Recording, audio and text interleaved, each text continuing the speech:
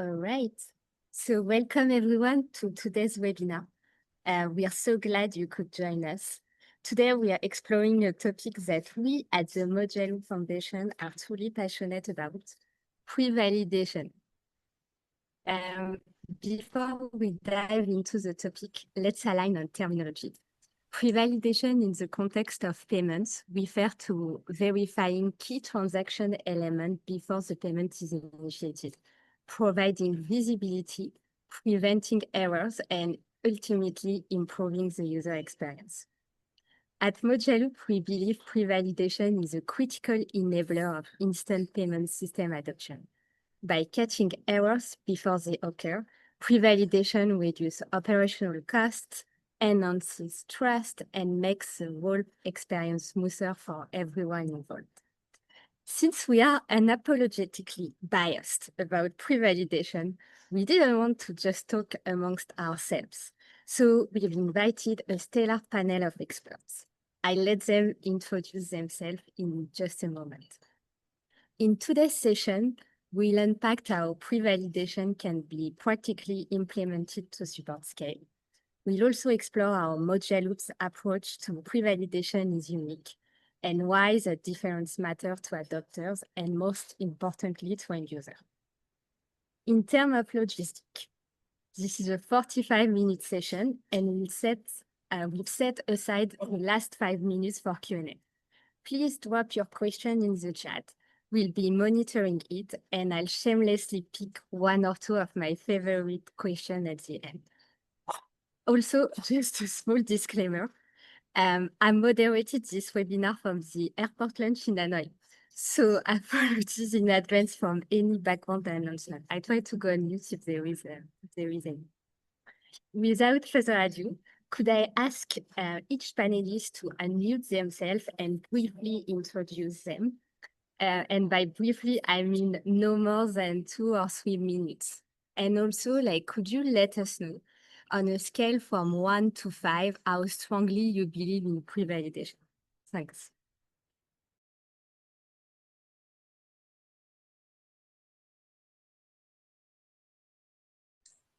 Shall I jump in first?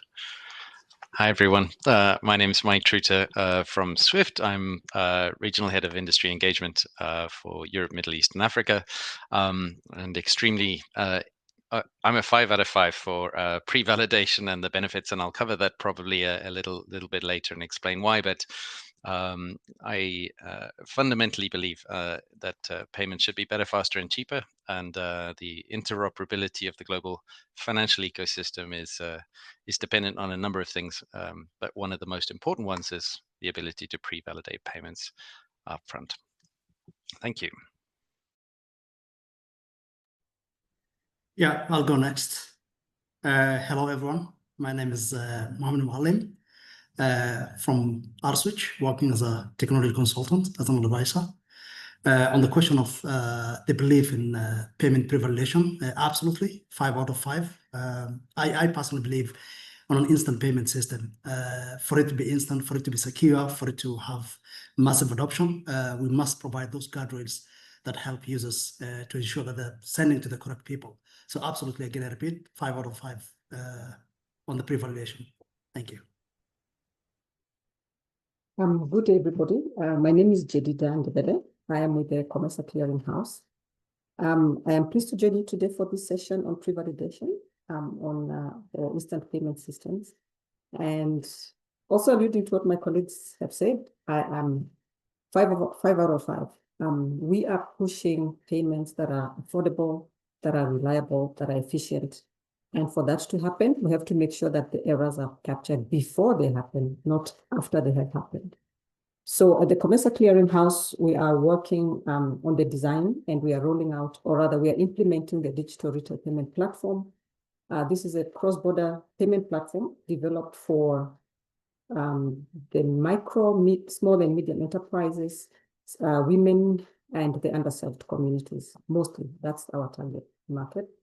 And so pre-validation is a key component of this work because these are low-value transactions, and we cannot afford to keep going back and forth and delaying. So I look forward to this session and to learn more from my colleagues. Thank you. Thank you. Michael Richards is my name. I am a principal architect with the Mojaloop Foundation. I worked on Mojaloop really for about 8 years now, something like that. Previously, I worked on M-Pesa in Kenya, which is a system I think that many people will have heard of. I'm passionate about the Mojaloop's pre-validation solutions. On the other hand, since everybody else gave it 5 out of 5, I think I kind of have to say it's only 1 out of 5 from me. Just to introduce a note of differentiation into things. Because it's not, it's not an easy thing to do, pre-validation. It's an easy thing to understand, I think, but really to see the full point of it and the benefits that it can really bring, it's not perhaps as easy to see as all that.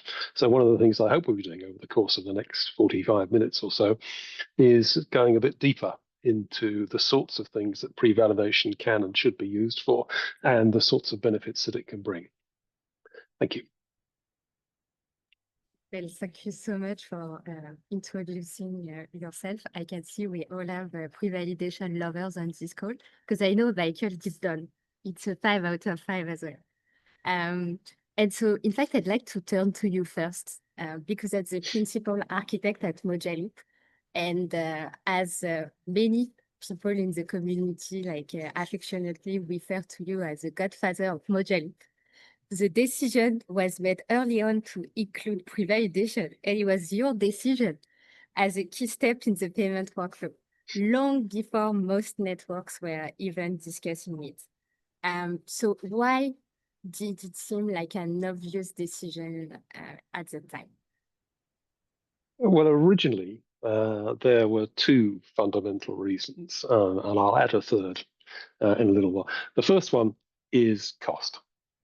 Now, one of the things that Mojaloop wanted to be able to do was to be a network that could be used by all kinds of different institutions, by large banks, by mobile money systems, by village savings and loan associations, all kinds of different institutions. And most payment networks, I think it's still fair to say, essentially connect institutions of the same kind with each other. So they are institutions who are basically dealing with other institutions very much like them. We wanted to build a network that would work effectively for all kinds of different institutions. And more than that, that would work at the lowest possible cost, because we wanted to be able to support very low value payments at a cost that would make them viable. Now, we had an interesting, I come back to this many times. We had a conversation at one of our community meetings a couple of years ago where a central banker from Africa was being interviewed, and he was asked what were the main problems he thought with payment systems. And his answer was immediate. First of all, reconciliation. Second of all, dispute management. So we wanted something which would ensure as far as possible that nobody was asked to commit funds until everybody was sure that the payment could effectively be made. And we saw pre-validation as being absolutely the simplest and most effective way of reducing the number of failed payments more or less to 0. Now, we can't stop people making mistakes. We can't stop people typing in destination phone numbers wrong, trying to send money to accounts that don't exist or that are closed. But what we can do is isolate all of those problems before anybody has to commit funds. And it's relatively simple to solve those problems before the funds are committed, relatively difficult and therefore relatively expensive to solve them afterwards. So that was the first thing. The second thing was that we wanted Mojaloop to be a product that could reliably be used by people who don't have very much money. And one of the things that we had to give them was certainty. Certainty that when they said, I want to send this payment, they would know in advance exactly how much that was going to cost them and exactly how much their beneficiary was going to get. Now, the problem with not doing pre-validation is that you really have no idea how much charges, how much in the way of charges, the receiving institution is going to charge. You have no idea whether your customer is actually, sorry, your beneficiary is actually going to get the right amount of money or not. So pre-validation, again, gives the beneficiary institution a chance to say, if you make this payment, I'm going to charge you 100 Kenyan shillings or 1,000 Kenyan shillings or whatever, so that the customer it's a sending customer, can understand before they make the payment exactly how much is going to be taken from their account and exactly how much their beneficiary is going to get. So those are the two original things, but I want to add one more thing, if you permit me. And the other thing is, okay, quickly, yes, I will be quick. The other thing is validation of customers. Now, this is particularly a problem with cross-border payments. It's a problem with domestic payments as well. We don't want our payment systems to be used for processing the proceeds of crime, for funding terrorism, those sorts of things, which means we need to be clear about who is sending funds and who is receiving funds. Now, one of the important things about pre-validation is it gives both parties a chance effectively to warrant that they understand their customer and that their customer can legitimately make or receive that payment. Now, that makes life very much easier for everybody, because as long as the regulators trust each other, the financial institutions, the account holding institutions, know more than anybody else about their customer. There aren't any other institutions, intermediate institutions or anybody like that, who knows more about their customers. So to give them a chance to say, I know this customer and it's okay to send funds to them, or it's okay for them to send funds, is a fundamentally important way of ensuring that our payments networks are not used for criminal activities. Was that fast enough? It was. Thank you for your answer. So I guess like a lot of the characteristics you discuss around diversity of institution, reducing cost, validation of customer are things that also like Swift face. So Mike, I'd like to turn to you now, because Swift has also been a strong advocate for pre-validation for some time now. Could you share a few concrete statistics or insights that highlight the positive impact pre-validation has had on payment processing? Yeah, maybe I'll start with a few of the negative statistics as well. I actually went back and took a little bit of a look at some of our data. I actually focused specifically at rejected payments in Africa between 2021 and 2024.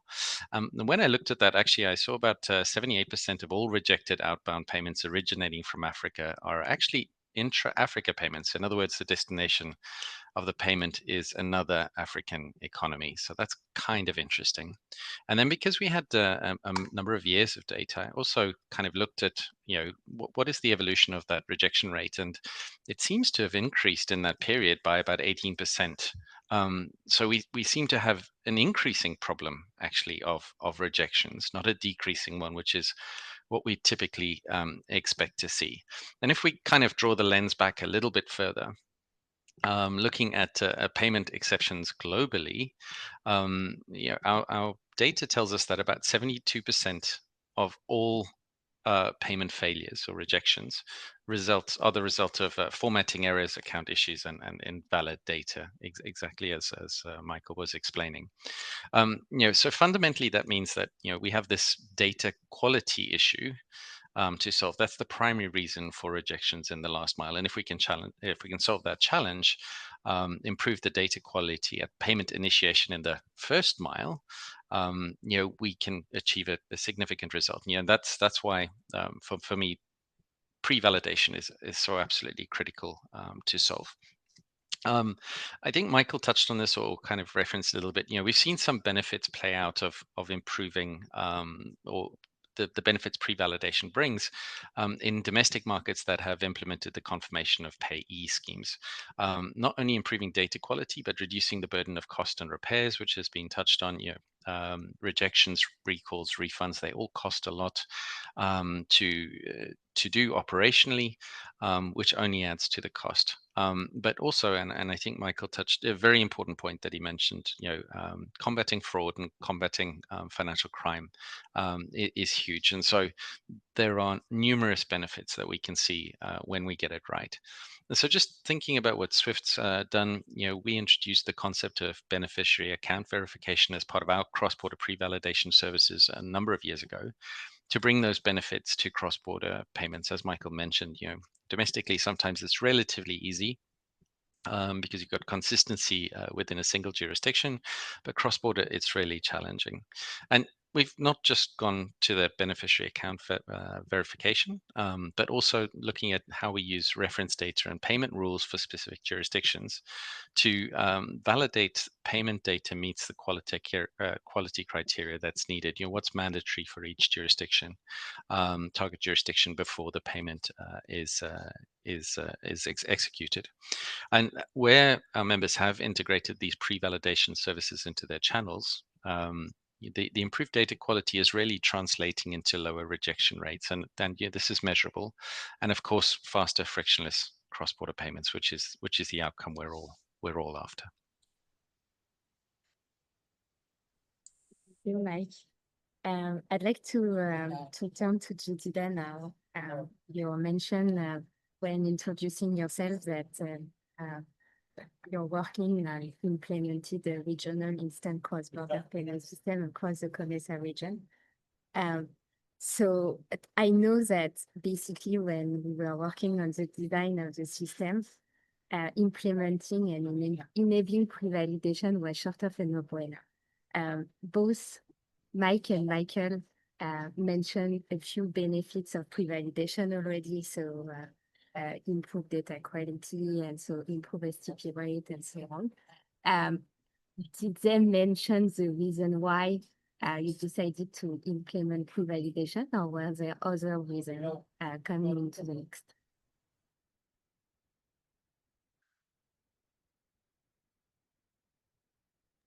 Thank you, Julie.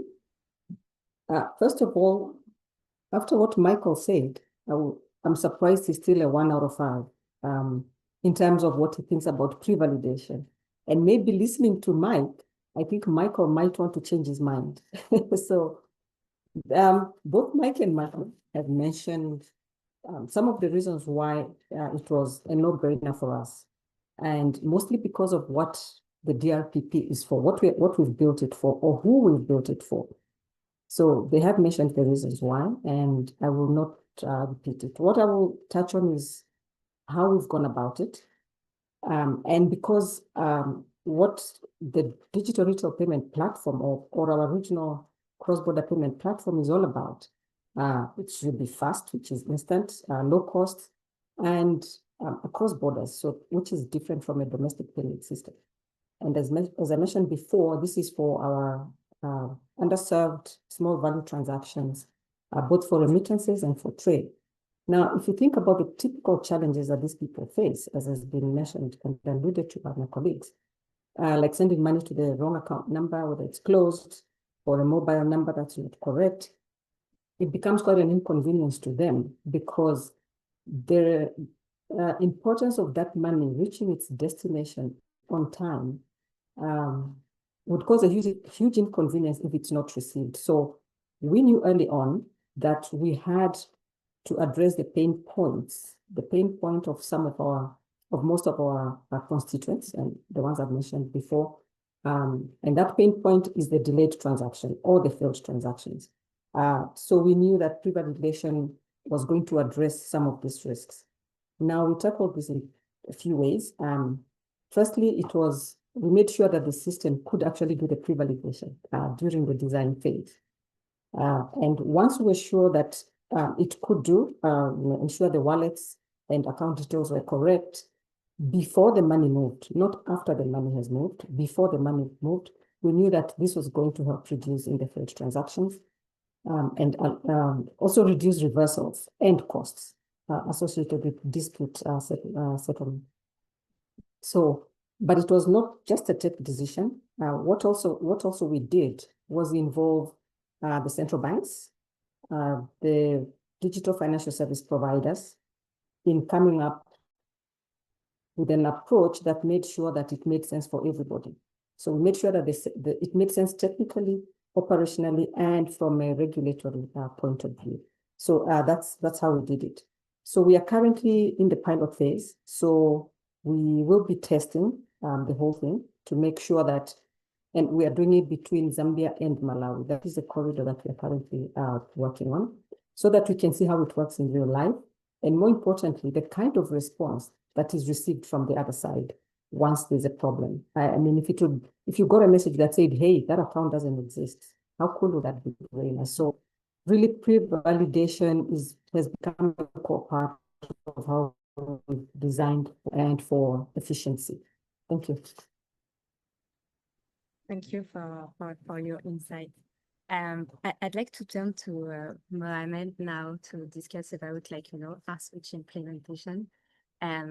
You're live, you're not in testing mode, and I think some of the benefits that Jedidah just mentioned around costs, not having dispute, and also the money arriving on time is probably also things you face domestically. So I'd like to get your insight on this at actually a domestic level. Do you see also some value at pre-validation, considering that both Michael and Mike has mentioned that in pre-validation and especially verifying data is a bit easier at the domestic level than it is at the cross-border?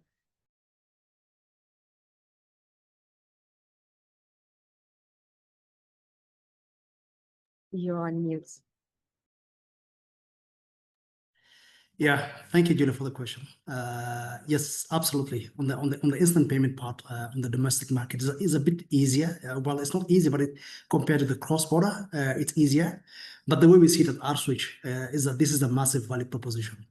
We actually see it as a mandatory feature for any instant payment system out there across the globe. And basically the reason for this is that instant payment in itself, in its nature, it's quite fast and it's irreversible. So you want to have a situation where when someone is actually entering the beneficiary details, they're absolutely sure that this is actually correct. Now, putting this in the context of our market, we are pushing a lot the financial inclusion agenda, right? And these are people with low financial literacy who believe a lot in cash, right? And USSD is a predominant channel that we use in the market. Now, if you look at USSD, it has done quite a lot in terms of adoption, but it's very, very limiting when it comes to fraud prevention and also from the customer experience point of view. Now you have someone that has to, you key in digit by digit of the beneficiary number, and these are 10 numbers on a small feature phone. The likelihood of actually making a mistake is quite high. Now, without pre-validation, it's unimaginable the number of mistakes or the wrong payment or misdirected payments that we may end up actually having. Now, these are some of the key why we've actually believed that pre-validation is quite mandatory. Now, away from actually the customer channels, if we come back like Michael touched on it, is that you have the operational overhead in terms of repairing payments, all the reconciliations, all the dispute management, and to an extreme case, actually, you do have litigations where people refuse to refund money. So that is actually quite expensive, and it's not sustainable, especially for the smaller fintechs. This is basically, if I give an example, for example, I think in Kenya, it was quite such a problem. Even on the public sector in the litigation department, they had to carve out a small claims court to handle this kind of situations where people actually claiming money sent wrongly that they couldn't be refunded. And there are quite some interesting rulings that actually passed on that. So overall, when you look at it, pre-validation, the overall ecosystem cost actually goes down when you avoid this kind of misdirected payments. We have less investment in terms of dispute management, in terms of reconciliations, in terms of following up with the regulatory directions. So overall, the cost of financial services comes down, and this actually drives the velocity of money in a way we want. Even the way we look at it, we are now in the process. We have launched 2 months ago the merchant payment system. And one thing with the merchant payment system is that we are pushing a lot in terms of digitizing the entire value chain, right? We want credit to be instantly available to the merchant so that they can pay the supplier, so that the supplier can pay the distributor. Now, if we don't have pre-validations and this money is actually gone to the wrong account, then we're actually breaking the entire chain. And this is quite costly. And absolutely, at the end of the day, we want to have a positive trajectory on the macroeconomics of the country. We want money to move quite very fast and business to grow. This is why we believe that this is mandatory to have pre-validation. Thank you. Thank you so much for your insight. And I feel you also answered part of Dimitri's question around like comparing the cost of pre-validation versus cost of rejected payment. Actually, it goes even beyond operational cost, because you mentioned cost of litigation and so on, which can like snowball rather rapidly. So thank you for that. And in fact, I feel like let's move the discussion a bit to address the second part of Dimitri question as well. And Michael, I'd like to go back to you, right? What we see, in fact, and I think across the discussion, we see now both domestic and cross-border payments networks really believing in the value of pre-validation. Now, I think when pre-validation is implemented, it can be implemented in different flavors. So, Michael, could you walk us through what sets Mojaloop's approach apart, and at the same time address the second question, the second part of Dimitri's question, please, around how do you formalize the pre-verification within the way it officially recognized by both parties? Yes, I saw that one and thought, he's let me in.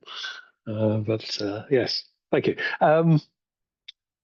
So first of all, I'm going to talk about one thing that sets our approach apart. Now, we're talking about pre-validation, and what we mostly talked about is the pre-validation, which is about identifying that you are actually you're planning to pay to the correct account, and that account can receive funds. But our pre-validation process goes wider than that. Basically, we want to pre-validate all the terms of the payment, the amount of the payment, the fees that are going to be charged, who's going to pay the fees, all of those kinds of things. We want to agree, or we want the parties to agree, all of those things before the payment is made. So I think the number of things that we want to validate is much more extensive than I think is true of most systems, which tend to concentrate on, as I say, things like identifying accounts, things like that. Now, let me come back to Dimitri's excellent question. And my answer is that the way in which we do pre-validation is not simply for the beneficiary institution, the payee institution, to return something that says, yes, you're absolutely right, that is the right account. What we do is we take the terms of the payment, and the the payee institution places a cryptographic lock on those terms, which the payer institution, the sending institution, has to submit when they make the request for payment. And that enables the payee institution to verify that it is being asked to execute a payment which it has already agreed to, and is being asked to execute that payment on the terms that it agreed to. So that enables us to formalize the agreement and to ensure that when the payer institution actually requests that payment should be made, the payee institution can verify to its satisfaction that it definitely was the payment that it agreed to, that it's now being asked to execute. So that's the first thing. But we go even further than that. And we then ask the payee institution, when it's credited the beneficiary, which it needs to do immediately, this is an immediate payment system, it then sends back a cryptographic key that's associated with that lock to the Mojaloop switch and to the payer institution, so that both of them can verify that the payee institution has warranted that it has actually credited the beneficiary with the funds. And it's at that point that the Mojaloop switch, for instance, can reliably say, okay, I understand there's a warranty come that the funds have been credited, so now I'll record the obligation from the payer to the payee. So all of that is a way of locking in people's behavior, the behavior of the various institutions, to ensure that everybody is confident that the payment has been executed on the terms that were agreed. And I think that is the thing that really sets the Mojaloop system apart from all of the other payment systems that I've come across. Thank you, Michael, for walking us through, basically the specificities of Mojaloop system, and particularly the concept of cryptographic lock and cryptographic key. I'd like to talk to Mohamed actually and move the discussion towards implementation of pre-validation. And I saw also a few questions in the chat related to this, so perhaps we can also try to address them. So one question I have to Mohamed, right, is again, I think we discuss diversity of actors within networks and diversity of institutions. My question is, actually, I have two questions. One is for smaller institutions, how do you deploy the concept of cryptographic lock and cryptographic key? How do you explain it? How do you move them on board? And what are some of the potential challenges or barriers that might slow down the adoption of pre-validation for domestic players? Yeah. Thank you, Julie. So I'll probably start with the second question in terms of the challenges. And that's at RSwitch one thing we're trying to solve. We're trying to, avoid fragmentation in the market, especially for the small fintechs. Imagine trying to integrate to different type of APIs in different organizations. And you have to maintain those APIs in different financial institutions. So it's kind of like a mesh connections that we don't believe that especially for smaller fintechs, can actually sustain that kind of cost. It actually raises the entry barrier for in the market, which is what we're trying to avoid. So we want to open up the market. We want to open up the ecosystem to make it as easy as possible for anyone to actually provide their services in the market, and in the same breath drive down the cost. Now, what Michael explained basically on the cryptographic part, obviously there's a requirement. There's a need to actually have that kind of competency to support both small and bigger fintechs, by the way. It's not only smaller fintechs that will struggle with that. Even bigger fintechs quite struggle with that. So we've seen what the Mojaloop community, the Mojaloop team has done in terms of deploying SDKs that could actually help simplify that kind of integrations. We do have a technical session walkthrough where we try to explain, and we try as much as possible to see what we can reuse from different markets. So we do share knowledge quite a lot within the community, and I believe this is what can actually simplify and make it a lot easier for the integrations. Pre-validation as a mandatory requirement for me, at least on instant payment system, should be simple to integrate. It should be kind of almost like a plug and play kind of thing. And the way I see it is that we want to reach a position where the same way today we have spell checks on Grammarly, where when you spell a word, we want a situation where someone, when they enter the beneficiary informations, there should be some AI, whatever it is, that should be able to pick up and say, are you sure this is the number? Right? Because we haven't seen you sending to this number. So that kind of ambition we actually want to have with pre-validations. Thank you. Thank you so much. And I love the Grammarly analogy. It's quite powerful one, I feel. Jedidah, can I come to you? And in fact, I think there is also an interesting question in the chat, right? Because across the COMESA block, there are basically different practice, different standards, and so on. from one country to another. So what would you say that is there, like, what type of extra challenges do you face when you want to implement pre-validation at a cross-border level compared to domestic?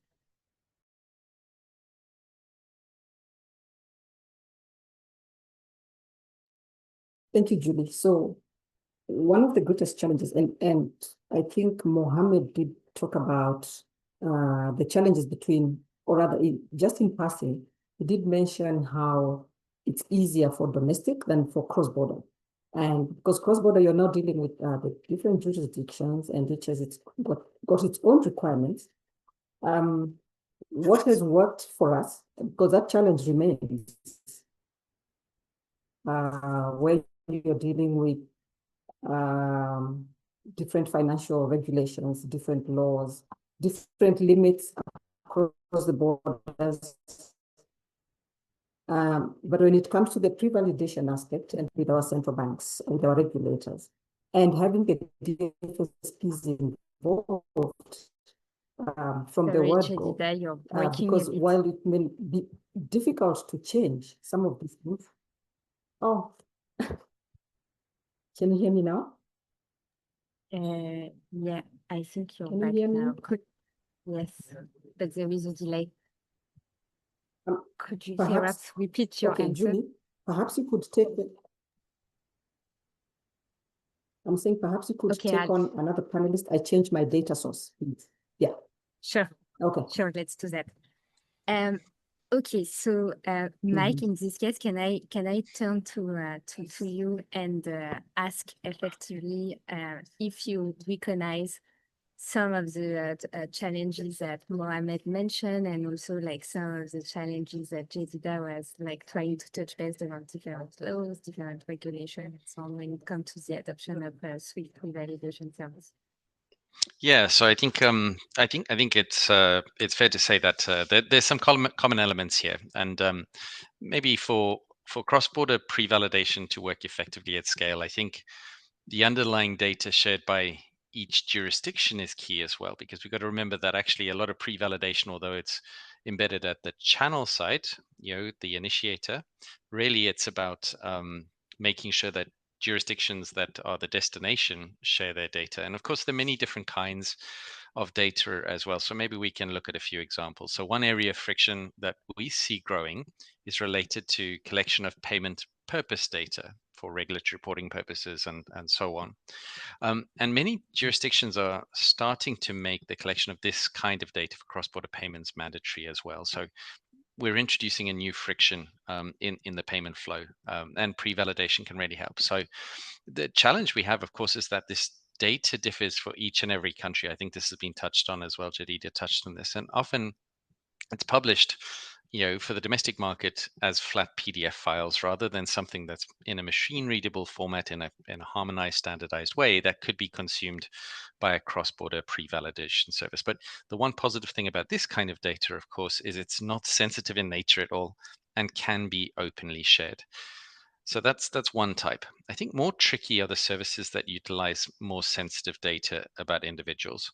And we've touched on this idea of confirmation of pay solutions in a domestic market, but it's far more tricky when we think about using that sensitive data in cross-border. And here, I think data sharing frameworks need to be agreed that enable us to keep this data safe and secure, and ensure it's only used for the right purposes as well. And this is hugely important. This is one of the challenges I think as an industry we need to overcome.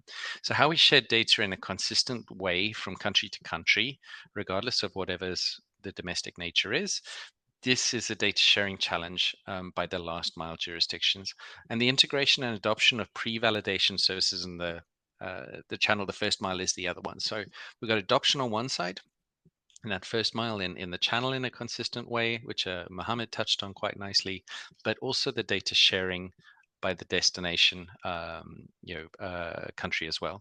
And it all needs to work consistently from end to end at scale across the entire global payment ecosystem, regardless of the rail used for the actual payment itself. And this is really important as well. It's not about the payment rail.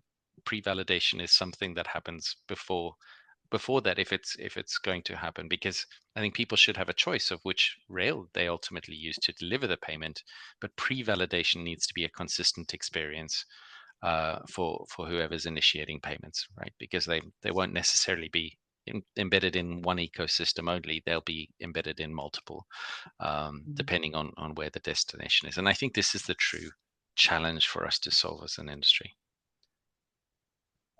Thank you for this. Can I just double click on what you just said and ask a follow-up question, if that's okay? So you mentioned consistency, how pre-validation is managed and the processes and so on, and data sharing challenges. I think there is also an interesting question in the chat, which is why, in the light of the overwhelming positive views expressed here, why do the panel think that pre-validation isn't universally adopted? Do you think that these two reasons are why it's not universally adopted? I think we see adoption at scale, and this is the question: how do things work at scale? They only work at scale when they become standardized and harmonized. And in this space, particularly pre-validation should be a non-competitive space where all of us agree to something, not to keep things on our networks or our service, but to make them available to the community as a whole. And I think this really matters. As a community, we need to find a way to agree these things that are non-competitive and open and delivered in a certain way. Because once that's available, people feel comfortable to adopt them, right? Because they're open and not unique country by country or not unique system by system. They become something that is a kind of common good that everyone can invest their time in without worrying about, I'm investing in something that will, is not reusable. And I think this is a critical thing for us to overcome, right? We can't solve things one by one. We have to think about how we solve things as a global community. It's hard, but we're on the right path. Thank you for this. And indeed, I do believe it's hard. And in fact, I'd like to go back to Jedidah. Hopefully now you solved your problem network, and ask you, right, like at the COMESA level, how do you do this to implement pre-validation consistently and making sure that there is some standard around this? Yes.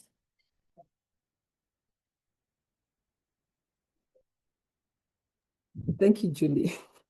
So from the COMESA perspective, we are actually implementing our digital resource opening platform is powered by the Mojaloop solution. And we are then privileged to work so closely with that.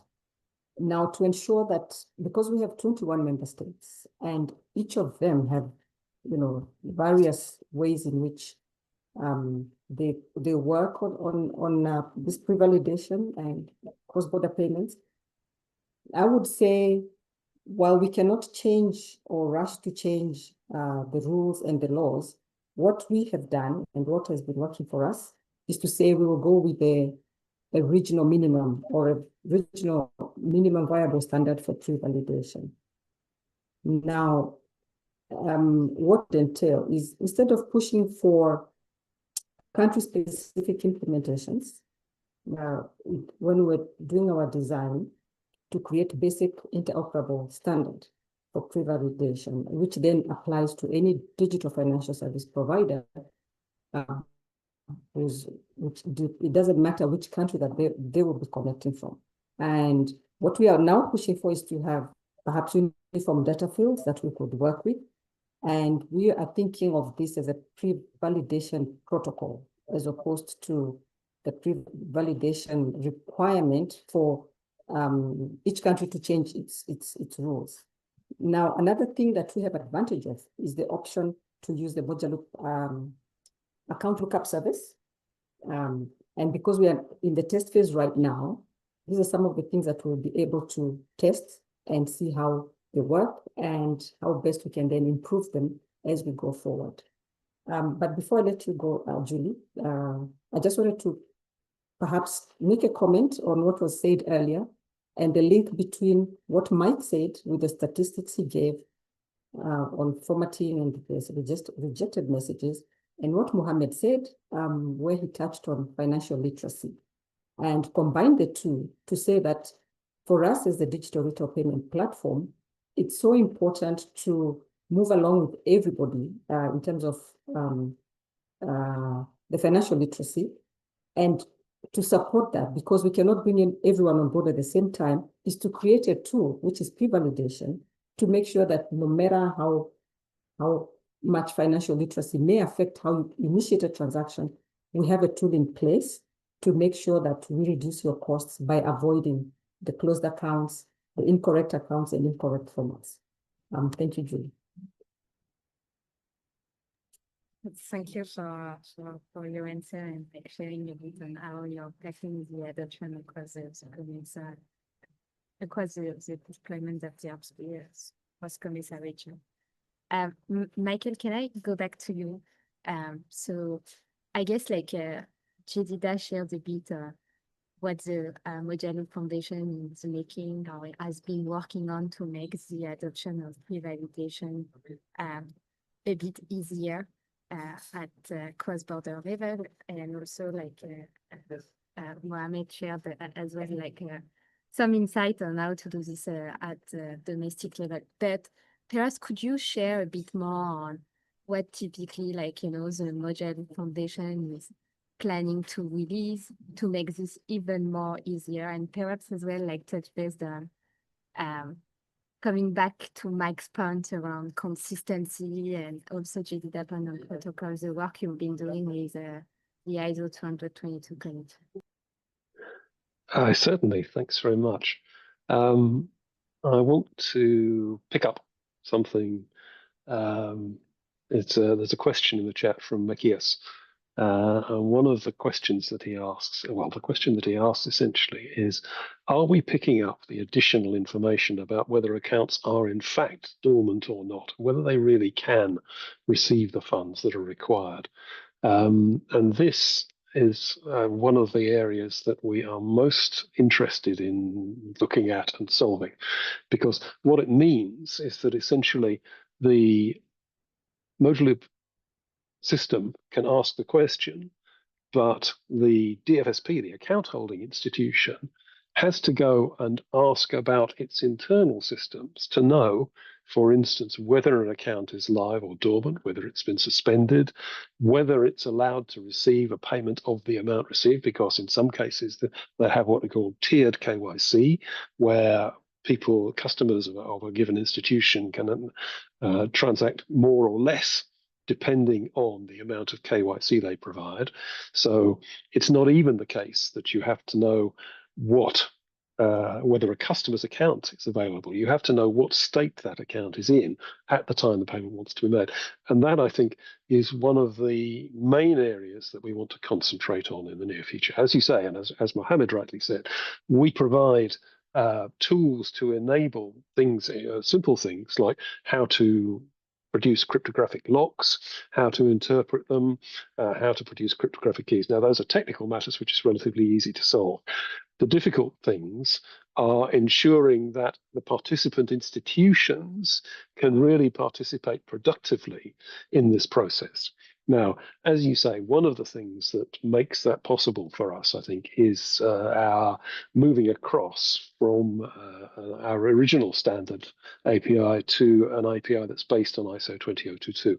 And one of the things that we've been doing in the past 2-3 years is the Mojaloop Foundation has joined the ISO 20022 organization, and we are gradually turning the supertanker so that it's pointed more in the direction of the sorts of systems that we want to do. In particular, we are currently proposing new messages to cover what we are calling the agreement of terms and what I think is called here pre-validation, and also to make sure that the ISO 20022 standards contain cryptographic locks and cryptographic keys where required, so that they can do the locking and unlocking to make sure that payments are being executed on terms. Now, of course, it's early days yet for that. But one of the consequences of that, I hope, and one of the visions that I think we and Swift share, is to see seamless connections between systems, such that large financial institutions that belong to the Swift network can deliver last mile funds to small institutions, credit unions, village savings and loan associations, which belong to Mojaloop systems. And when that happens, I think Mike and I will both, well, I'm sure we shall all be happy. Can I pick up a point just there? Of I mean, course you can. and it's something someone remarked to me actually about Michael's involvement in the ISO and the work he's doing, bringing the perspective of, shall we say, the smaller players, those that have been less represented in the past, and the positive impact it's had. I kind of want to mention this here because I think it matters actually that the voice is at the table to represent all parties.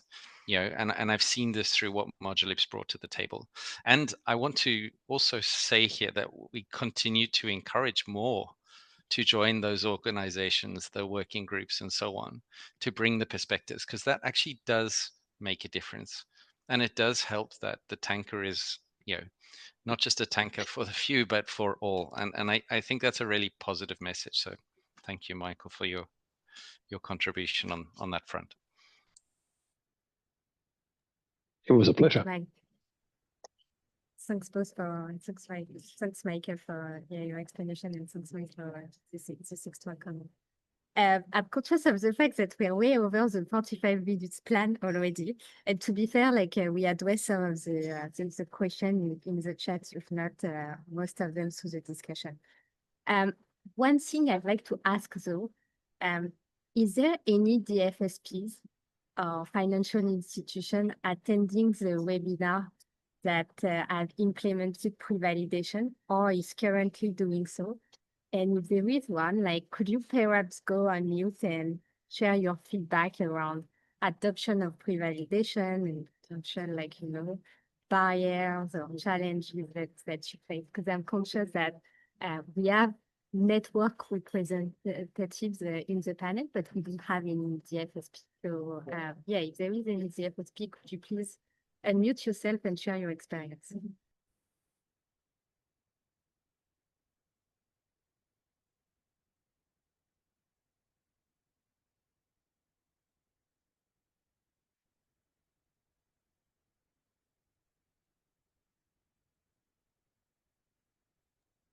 Okay, I'm guessing like attendees are not allowed to admit themselves. That's probably right, because I didn't have the option even as a moderator to do so.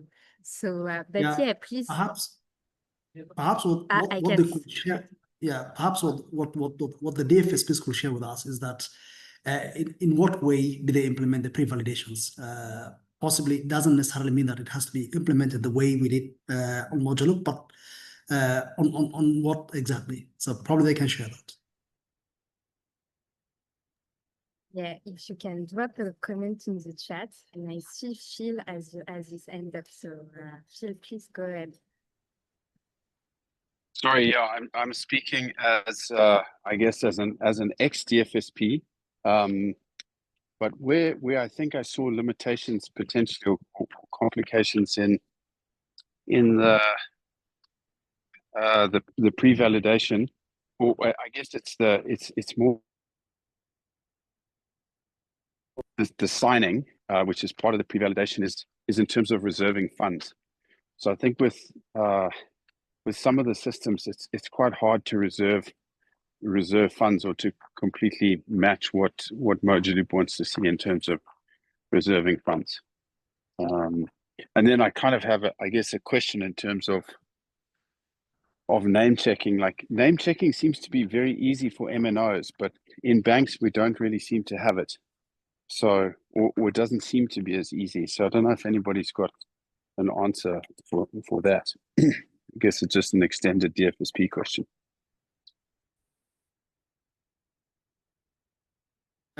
Yeah, I can comment on that. So what we saw, at least when we visited some various DFSPs. What we saw some banks do actually, they do a name, lookup from the EMEA, from the mobile money operators, but then they also introduce their own internal process where they do a name matching for the verifications. And that actually, what kind of triggered that was, I think they had a situation where a micro loan was disbursed to the wrong recipients, and that particular recipient, basically, the person who was intended to receive the loan didn't get the loan and ended up having to repay that loan. So that basically triggered this name matching thing. But some other banks actually in the process of basically implementing this name lookup in addition to name matching. But that also speaks to the challenge of fragmentation, right? When these things are fragmented, people move at different paces, different technologies, high maintenance cost. And I think at RSwitch, this is what we're trying to solve by actually aggregating all this and providing a single interface where you can actually achieve this pre-validation. Thank you. Thank you, Mohamed, for your insights. Michael, very briefly, if you want to add something, please go ahead.